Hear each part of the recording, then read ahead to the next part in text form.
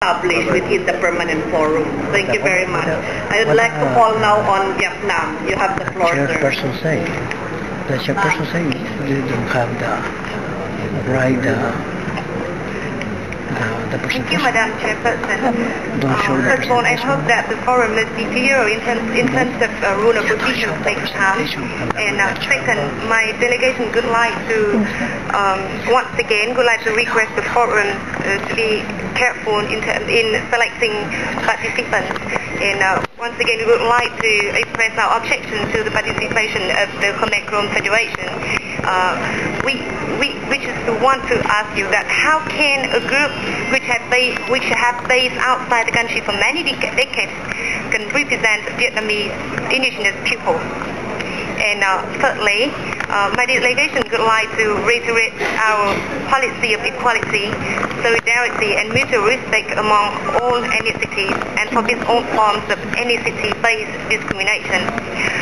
This is guaranteed by the Constitution and law and is strictly implemented in practice through a series of socio-economic development programs. Apart from universal poverty reduction programs and projects benefiting the poor in general, two national target programs have been currently carried out, with one aimed at providing housing and productive land and domestic water for poor ethnic minority households, and the other focusing on socio-economic development for communities in special difficulties in mountainous, remote and border areas. Additionally, many preferential policies have been introduced, including subsidies and interest-free loans to help ethnic minority households start up their business. As a result, the poverty incidence among ethnic minorities has decreased rapidly by an annual average of 3 to 5% every year. Infrastructure in remote areas have been considerably improved, and common diseases in mountainous areas such as malaria, goiter, leprosy, and tuberculosis have been prevented and reverted.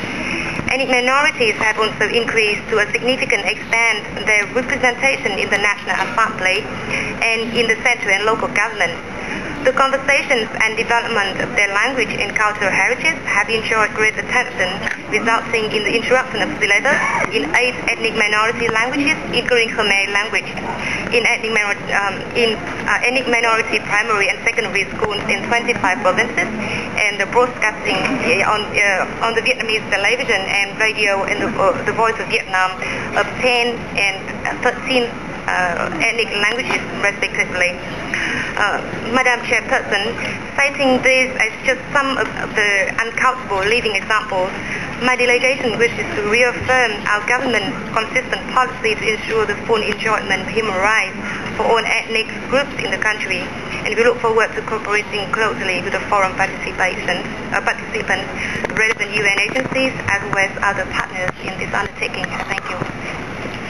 Thank you very much for the statements and right of reply from the observer government of Vietnam.